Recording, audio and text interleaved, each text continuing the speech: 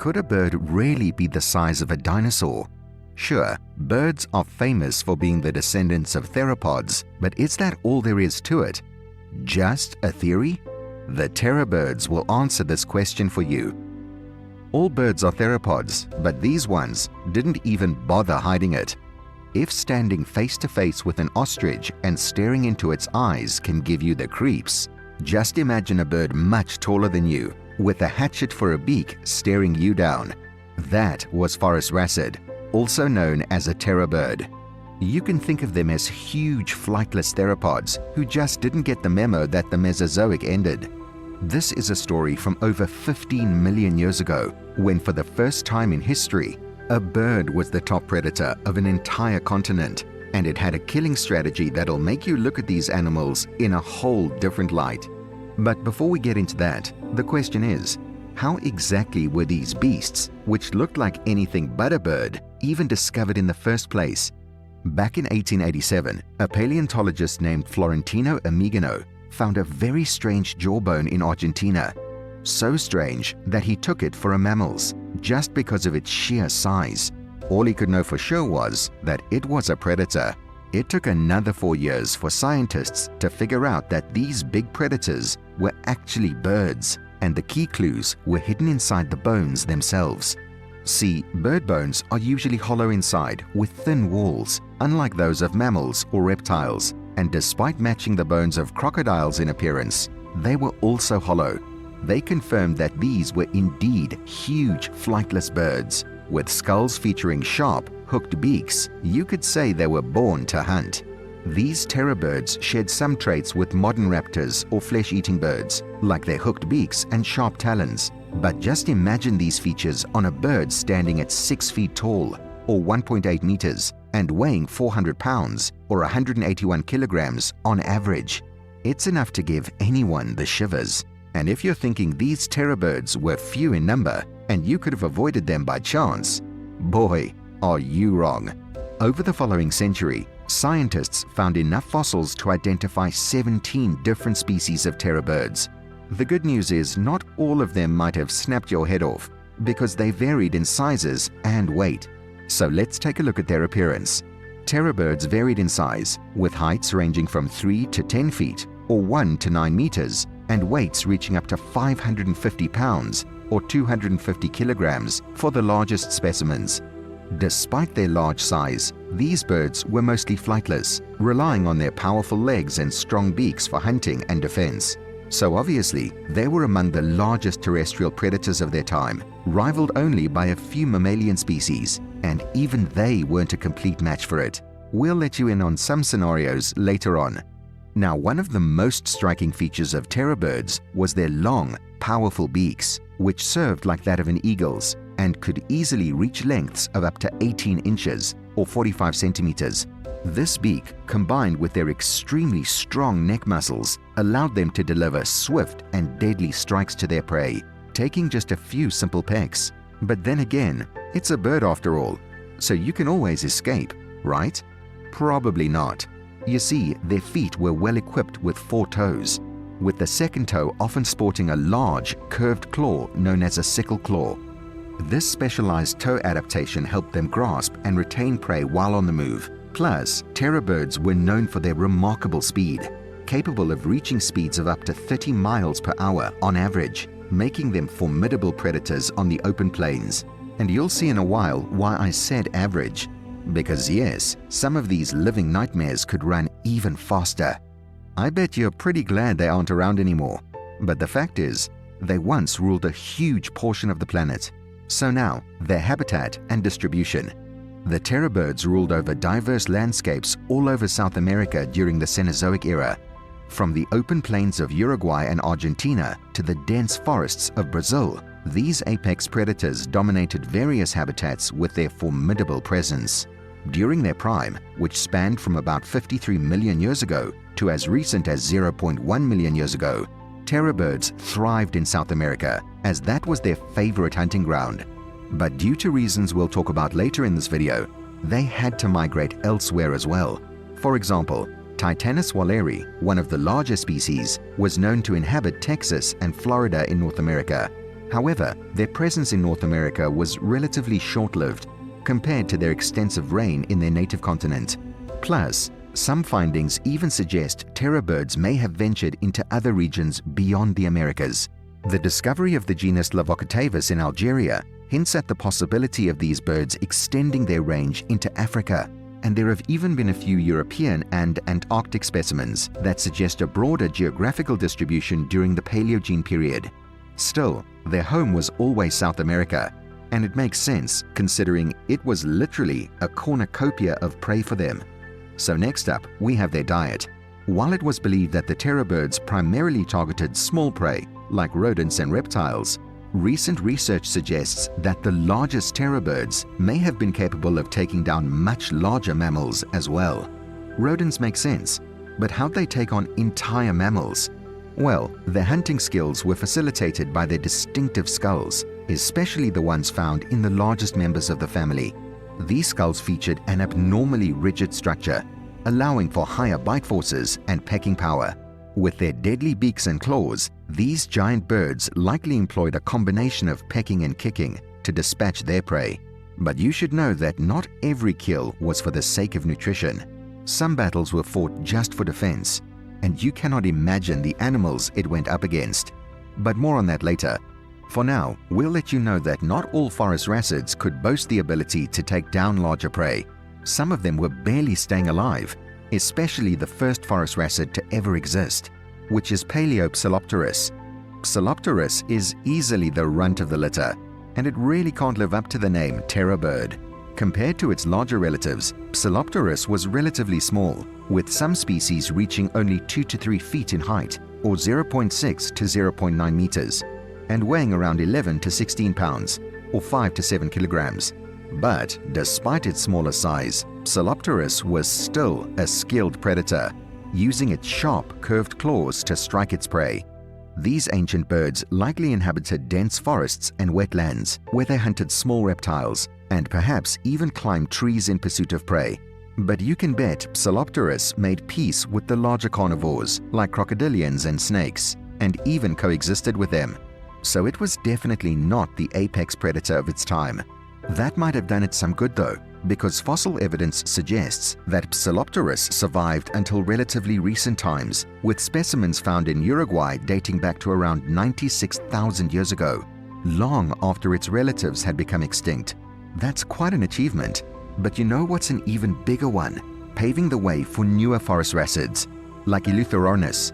These guys stood at around 1.5 meters tall, or 5 feet, and weighed over 65 to 130 pounds, or 30 to 60 kilograms, so it was a medium-sized member of the Phorusrhacidae family. While it might not boast huge characteristics, Eleutherornis does have one achievement to its name. It's the only known Phorusrhacid to have lived outside of the Americas, with fossils discovered in France and Switzerland, and from the looks of it, it did pretty well for itself. As a formidable predator, Eleutherornis likely preyed on a variety of animals, possibly even small horses and primates. Its larger size compared to its ancestors made it a highly efficient hunter in its European habitat, where it thrived during the Middle Eocene over 50 million years ago. But despite its success in Europe, it was ultimately in the Americas where the terror birds actually reigned and became apex predators. And it all started with Paraphysornis. This guy was the first giant terror bird, and it dominated the landscape of Brazil during the late Oligocene, some 23 million years ago.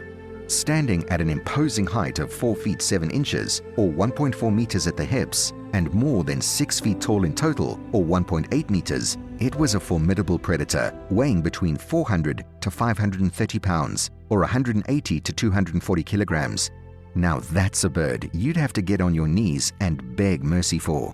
But most likely, you wouldn't have gotten the chance. See, with robust foot bones that were ill-suited for pursuits, Paraphysornis likely relied on ambush tactics rather than chasing down its prey. But don't think for a moment that it couldn't run. It could, but it just wouldn't have been able to keep it up for long. Despite its massive size, recent calculations suggest that Paraphysornis could reach speeds of up to 34.2 miles per hour or 55.1 kilometers per hour, indicating it wasn't as slow-moving as previously believed. Its anatomy, including its jaw and claw shape, suggests a carnivorous diet, with Paraphysornis likely employing its claws to slash and kick prey before completely dismantling them with its large, sharp beak. Living in the Tremembe Formation, which preserved a shallow lake environment, Paraphysornis shared its habitat with various fish, flamingos, and other avian species, and it truly ruled over them. As the first giant terror bird, Paraphysornis was an apex predator in its environment, using its formidable size and predatory prowess to dominate its ecosystem. While it may have scavenged and stolen prey from other predators based on the opportunity, its active hunting style aligns it more closely with its relatives, which, as you'll see, were not built for stealing other predators' scraps. So it's highly likely that Paraphysornis too hunted actively, but it's lucky it didn't have to compete with its sister genus, Titanis. Now, Titanis didn't clash with Paraphysornis for two reasons, but I have to warn you, only one of them is interesting enough. First, Titanis appeared in an entirely different time period, during the late Pliocene, some 3 million years ago. The second and far more interesting reason is that they had an entirely different habitat, over 7,000 miles away from Paraphysornis' homeland. So how did the terror birds migrate all the way from South to North America? Well, for once, a volcano did a species some good. You see, the opening of the Panama Land Bridge due to volcanic activity, which linked South and North America, facilitated their movement, allowing Titanis, the first and only known terror bird in North America, to emerge. And you can bet it landed on the scene in style.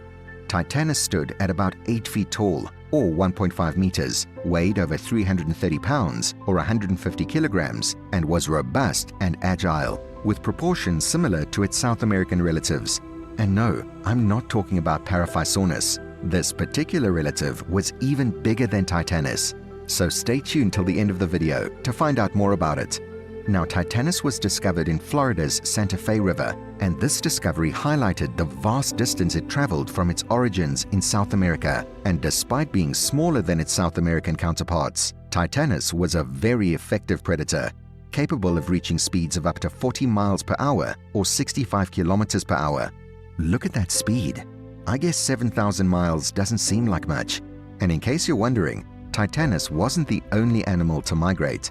Its presence in North America was part of the Great American Interchange, a significant exchange of species between the two continents, facilitated by the formation of the Panama Land Bridge.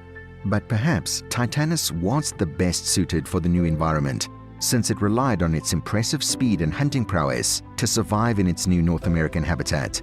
Similar to ostriches in shape and size, Titanis utilized its long, powerful legs and large, elongated feet to achieve high speeds, which were crucial for chasing down swift prey like primitive horses. With strides reaching up to 10 feet, Titanis could swiftly maneuver around its prey, avoiding kicks from their high legs and delivering fatal pecks at the same time. However, unlike its relatives who were living unchallenged in South America, Titanis had to put up with a lot of competition. Sometimes it fought tooth and nail. Other times, it put its speed to the test.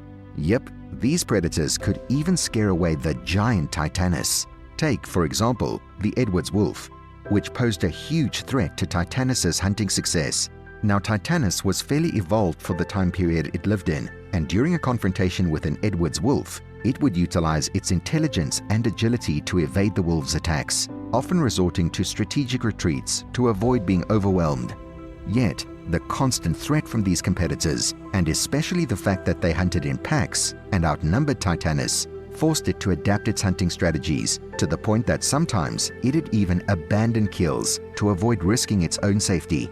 Additionally, encounters with smaller predators like Smilodon gracilis, ancestors of the giant saber-toothed cats, presented another challenge for Titanis. While adult terror birds could defend themselves against these predators with their formidable size and strength, and even peck their necks to death, their chicks were vulnerable to ambushes. In such scenarios, Titanis would fiercely defend its young, engaging in deadly battles with the saber-toothed cats to protect its offspring. But that's one disadvantage of leaving your natural habitat. Its relatives, on the other hand, were busy terrorizing all over South America, and with little to no competition, these birds grew up to massive sizes, with the biggest of them being Kelenken. Honestly speaking, terror birds didn't seem like a nightmare until this creature was discovered. In 2005, a remarkable discovery shook the paleontology world when high school student Guillermo Aguirrezabala stumbled upon what appeared to be a completely new species of terror bird in Camalo, Argentina. Named Kelenken after a native Patagonian spirit, this newfound species revealed astonishing physical characteristics. With a skull measuring nearly 30 inches or 76 centimeters in length, Kelenken boasted the largest bird skull ever discovered. And the skull was just the beginning of it. Kelenken could reach heights of up to 9.8 feet or 3 meters and weigh over 550 pounds or 250 kilograms.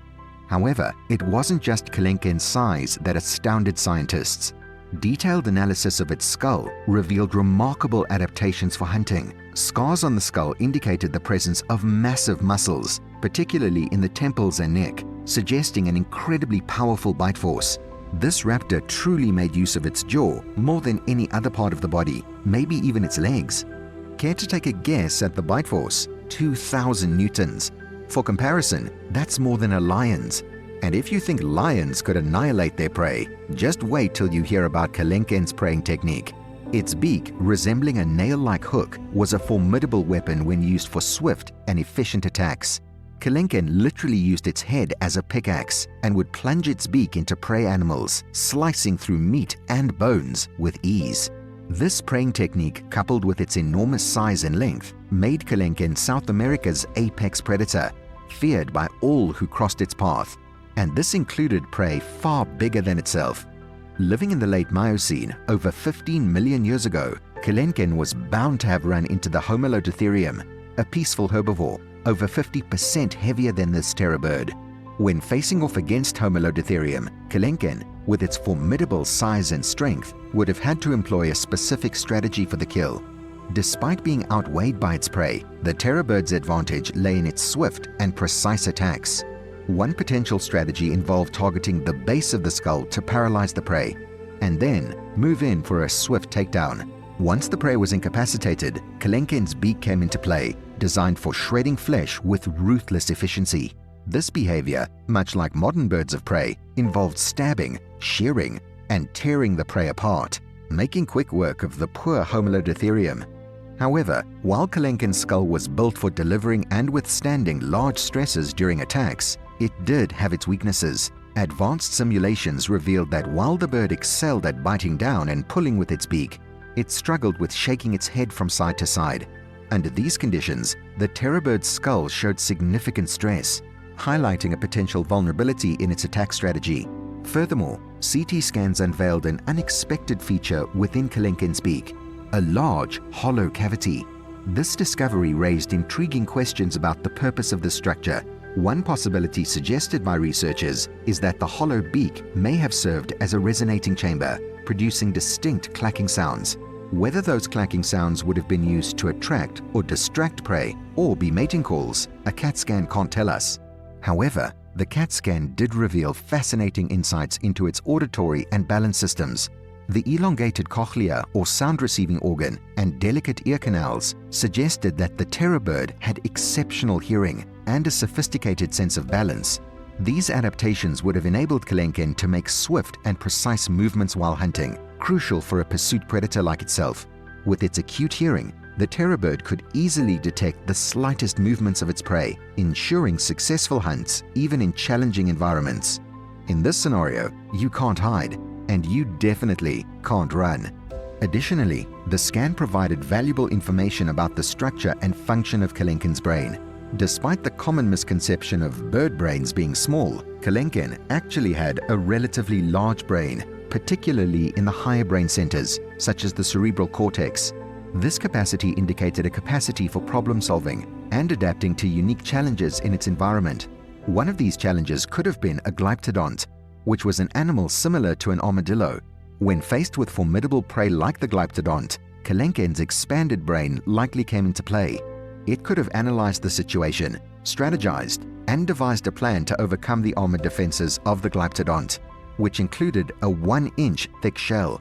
In this scenario, Kelenken's brain power would have been instrumental. By carefully observing and analyzing its prey, The terror bird could have devised a clever tactic to exploit the vulnerable part of the glyptodon shell, that is, its underside or its belly. Kelenken would have tipped it over with its talons and feasted on the unprotected part with ease. So it's obvious that no animal was a match for Kelenken. And yet, you don't wake up to the news of a Kelenken devouring someone in Argentina. So what exactly happened to it and the other terror birds? The extinction of Phorusrhacids remains a puzzle that scientists are still trying to solve. It's challenging to pinpoint a simple explanation for the extinction of any animal group, much less one that lived in a chaotic period. One very possible factor is the Great American Interchange, where species mixed as they migrated between North and South America.